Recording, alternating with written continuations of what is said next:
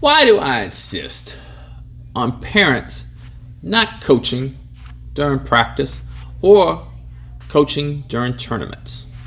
I'm al-Aziz, owner, head instructor of Semper Fortis Jiu Jitsu here in San Antonio, Texas, and I'm going to tackle this week's question. And with this statement of parents, don't take the fun out of youth sports from your children. Parents, you had your childhood. I hope it went great, but if it didn't, or if it did, let your child have their childhood and enjoy it. Because a lot of parents out there are just a thief of joy in taking the fun of their child's childhood away from them because they're caught up in some ego or some idea that they know the right answer. So you're gonna, for a parent, whether you're taking your kid to baseball practice, football, basketball, Brazilian Jiu-Jitsu practice, whatever practice it is, you need to trust the coach that's coaching them and not try to overcoach them. Because in Jiu-Jitsu, like what I would see in here is one, the parents would try to coach from the bench and they don't know Jiu-Jitsu. They're like, squeeze them. It's like, you're giving horrible advice. Matter of fact, we had this parent, it was a Jiu-Jitsu tournament.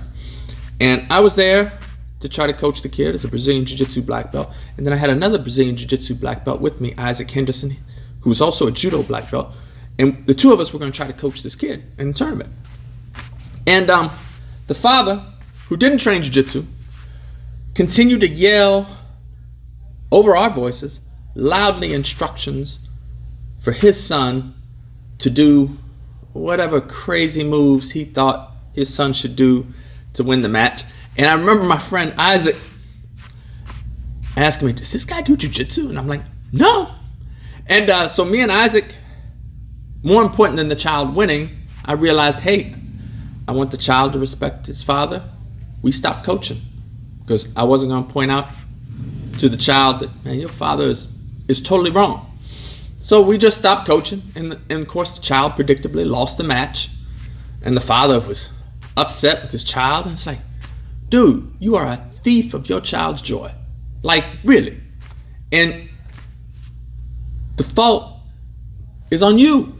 You gave bad advice. You insisted on your advice and you didn't know what you was talking about. And now your child feels bad. So even if, like, for example, like I'm a black belt in Brazilian Jiu-Jitsu. I like to have other people at the school coach and guide, my kids in Brazilian Jiu-Jitsu training and in judo. Not because I don't have the right answer, but because I want them to learn and grow and, do great things, but I don't want to be the thief of their joy. I want them to enjoy their experience. So, your children do not want to disappoint you. So a lot of times, your child is going to do the best they can. They don't want to disappoint you, but, they just don't have the answer. And that's where you have to entrust in your coaches. So, the other thing is, like, it can be a danger to your child to give advice. Because, as I mentioned, your child doesn't want to disappoint you. And, like, we had this one 7-year-old kid. I remember we was at a tournament. And the child was in an arm bar. And I heard the father tell his 7-year-old child not to tap. Of course, the father didn't know Jiu-Jitsu. I actually ran out on the mats, yelling at the referee, I'm tapping for her. I'm going to tap for this child. And I didn't mean to run out on the mats, but I wasn't going to let the child get the arm broke. And the child would have willingly allowed their arm to be broke in order not to disappoint their father. And man, what a heavy burden that would be on me as a parent if my child took an arm break or a serious injury just because they didn't want to disappoint me. Because I'm proud of my kids just for stepping on the mat and giving it a shot. Yeah, I would love for them to win. We all want our children, be world champions, be the best in the world. I'd love for that for them. But it's for them, it's not for me. And I I don't want my child to take an injury or feeling somehow they've disappointed me, over an event that should be a good, positive learning experience. So, the thing with these tournaments, and it doesn't matter whether it's Brazilian Jiu Jitsu, basketball, wrestling, whatever activities you've signed your child up for, like when they're 10, 11, 12, 13 years old, there's no scout sitting in the stands waiting to give them a scholarship. In Brazilian Jiu Jitsu, there's no scholarships at all. There's nothing at stake. What I want the child to learn is learn to have the courage to step on the mats. That's already a win.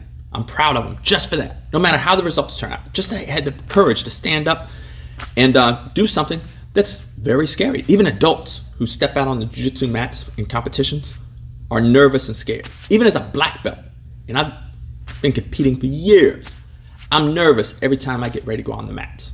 Not uncontrollably nervous, but I feel the butterflies. I'm like, man, I got to go do this. Let's go. And it's like, it's absolutely natural, because courage is not the absence of fear. Courage is our ability to overcome fear. So don't make your child feel like they're disappointing you. Don't give your child bad advice. Trust in your coaches. And it's not just the coaches here, whether it's the football coaches, the basketball, the baseball, the softball, the volleyball, the hockey, whatever the sport is. Trust your coaches, And if you don't trust them, find other coaches. But even if you have the expertise, man, I think as a parent, your job should be to cheer and encourage your child. Let somebody else coach them. Let somebody else be the critic. You should be their number one fan. And that's what I want to encourage all my parents in here for their kids, because I think we got a tournament coming up towards the end of the month. It's like, be their number one fan. Be their number one cheerleader. Cheer for them, encourage them, because trust me, the last thing your child wants to do is disappoint you. So don't put that burden on them. Cheer them. And win or lose, hug them, kiss them, be proud of them, love on them. All right, that's my message for this week. Got a question for next week? Feel free to fire below. And any comments or insights that you may have, fire below. And they greatly entertain me on some of the comments. Even the comments from the trolls. They're entertaining. All right. Ciao.